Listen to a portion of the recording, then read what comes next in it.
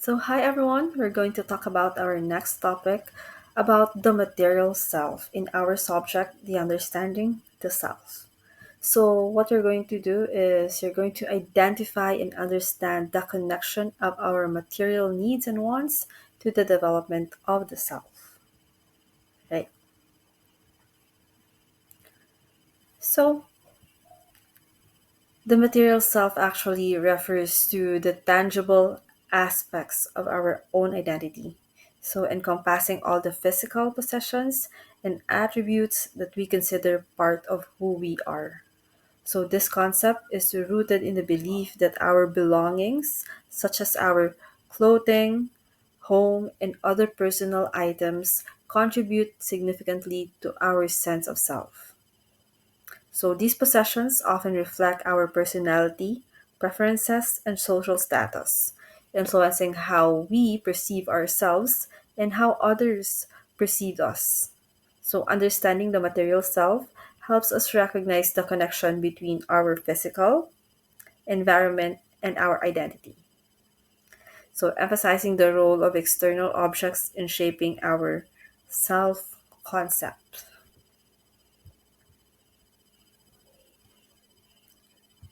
So, the material self, according to William James, pertains to the objects, places, or even people which have the label mine.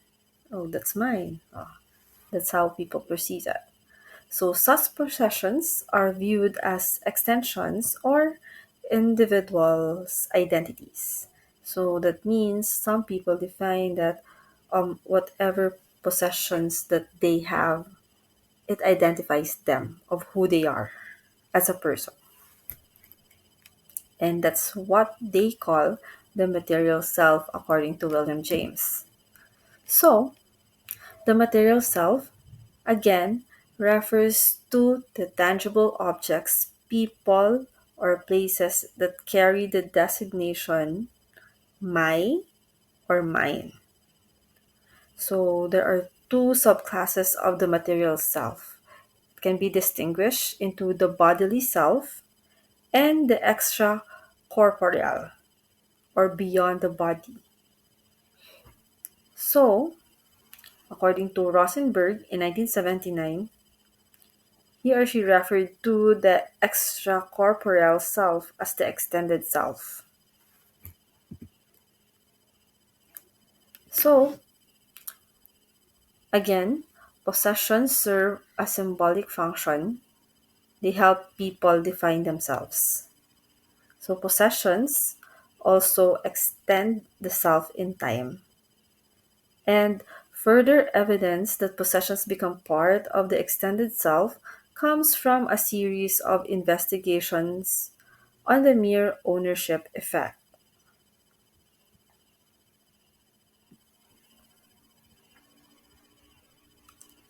So, the tendency to overvalue that which is ours even extends to letters of the alphabet. So, when asked to judge the pleasantness of various letters, people show enhanced liking for the letters that make up their own name, particularly their own initials. So, the material self, according to William James, this is more on the possessions that a person has that defines their own selves. So again, William James is one of the most influential psychologists and philosophers of the late 19th and early 20th centuries. He proposed an intriguing concept of the self in his work, The Principles of Psychology, and according to him, the self can be divided into different components, one of which is the material self. And the material self is defined, or as defined by James, encompasses the tangible aspects of our identity, and this includes our physical body, our possessions, and even the immediate environment that we consider to be part of us. So essentially, the material self is comprised of everything we can call our own. And James believed that these possessions and physical attributes significantly influence our self perception and identity. So, for instance, the clothes that we wear, the house we live in, and the objects we possess can all become integral to our sense of self. So they hold emotional significance and contribute to how we present ourselves to the world. And this aspect of the self highlights the connection between our identity and our material belongings, suggesting that we are what we own and how we look are extensions of who we are.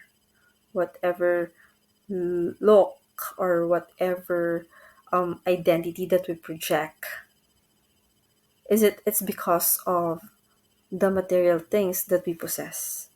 So James also pointed out that losing any part of the material self, such as through theft or damage, can be distressing because it feels like a personal loss. And this illustrates how deeply intertwined our sense of self is with the material world around us. So, understanding the material self helps to acknowledge the role that physical and external factors play in shaping our identity and sense of self worth. So, if there are possessions or if there are materials that we already have, there is what we call the buyer decision process. And the buying decision process of an individual is the decision making process. So it is used by consumers regarding the market transactions before, during, and after the purchase of a good or service. And it can be seen as a particular form of a cost and benefit analysis in the presence of multiple alternatives. Meaning, a person, once he bought or once he possessed a certain thing that he can call his or her own, that means he did his or her own buying decision process. And sometimes that person tries to weigh whichever is good to buy or not to buy. And again, there is always an analysis in having that decision to buy something. So we have here in our slides the consumer buying process, and it starts with the recognition of the need. That means that person, before trying to buy something, he tries to know what he really needs or what he really wants. And then they try to look for information, and they also evaluate the alternatives, whichever is beneficial for them, whether it's about the price or about the quality of the product they are trying to buy. And then there is that purchase decision. Once there's the purchase decision, the individual tries to buy the material or that something, then they try to evaluate the thing that he bought already. And that is what we call the post purchase evaluation process. So, again, in the consumer decision making process, there is the recognition of the need. Second is trying to search for information.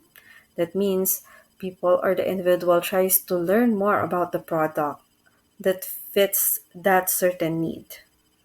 And the third is looking for alternatives, meaning they have to check out other solutions and the competitors of a certain product that he needs to buy.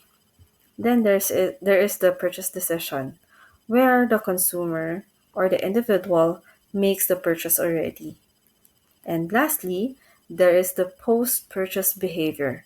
That means the individual turning into advocates for a brand if that thing is already good for him.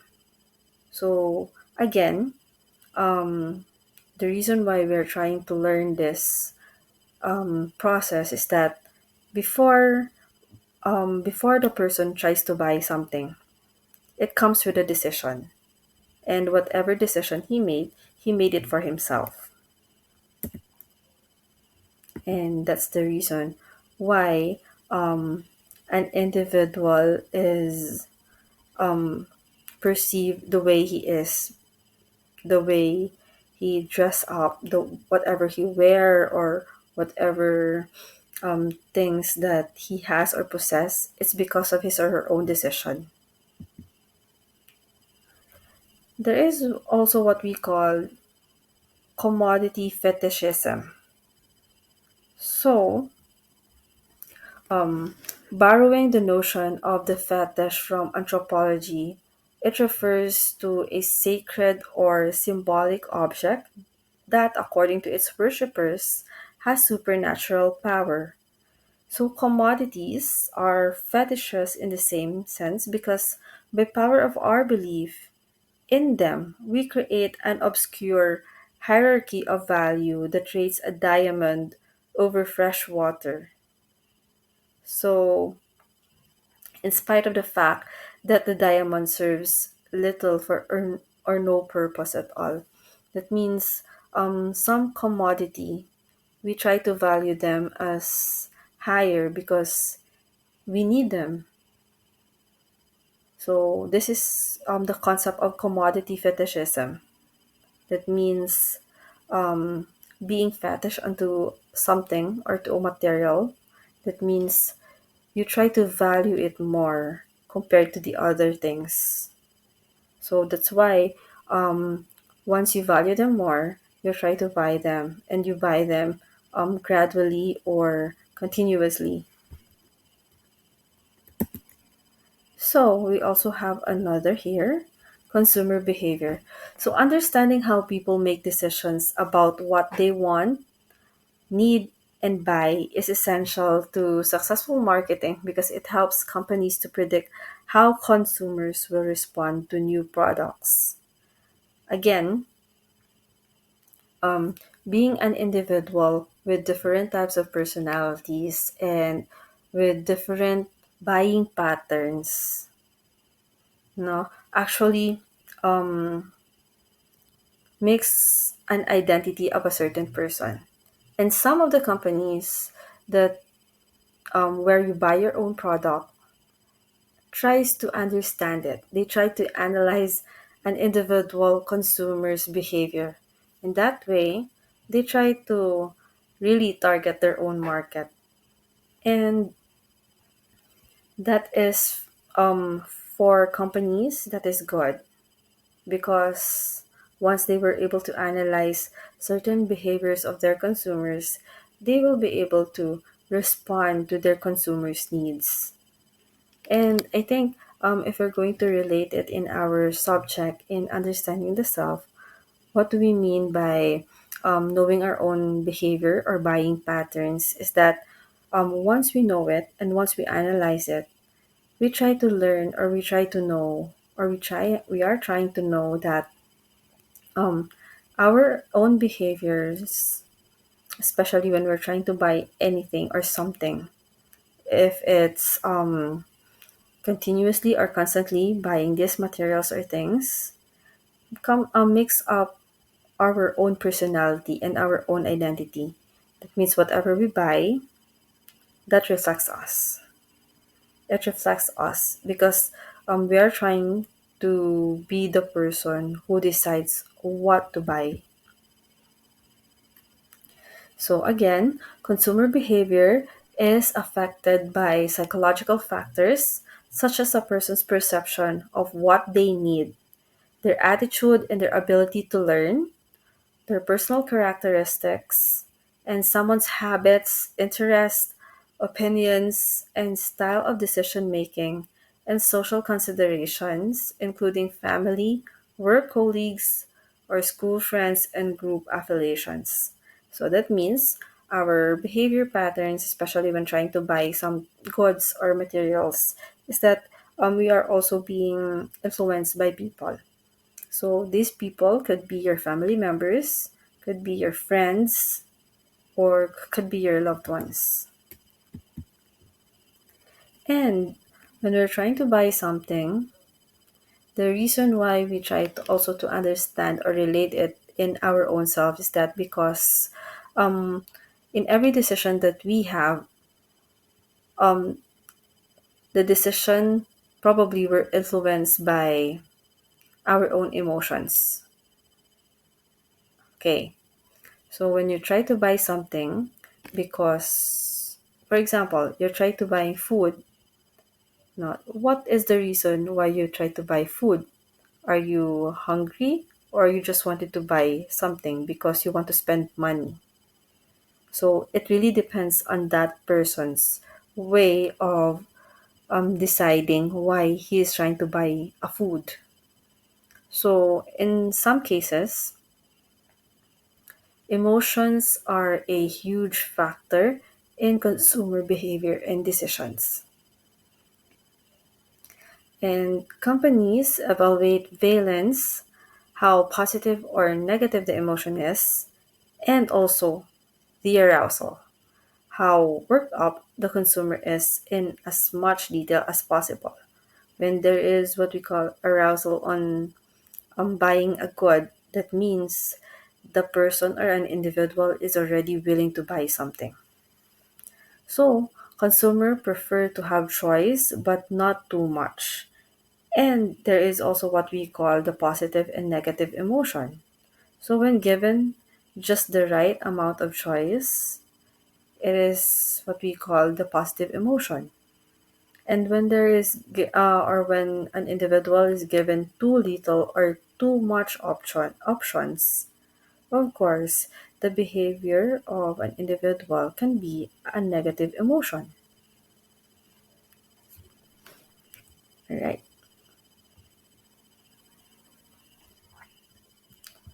So to wrap up our discussion about our current topic, understanding the material self involves examining how our belongings and physical attributes reflect our values, aspirations, and social status. So, these material aspects serve as extensions of our identity and often shaping our self esteem and social interactions. So, by acknowledging the role of the material self, we can gain insights into our motivations and behaviors, fostering a more comprehensive understanding of our overall self concept. So, ultimately, the material self is just one facet of the complex mosaic that constitutes our own identity. So while it is significant, it is crucial to balance it with other dimensions of the self, such as the social self, the spiritual self, and the psychological self. So by doing so, we create a more holistic understanding of who we are, leading to greater self awareness and personal growth. So I think that is for my um, discussion for our current topic about the material self. So if you have any questions, please feel free to comment in our comment box, or if you have anything to clarify, you may also message our group chat on Messenger. So that would be all, class. Thank you and have a good day.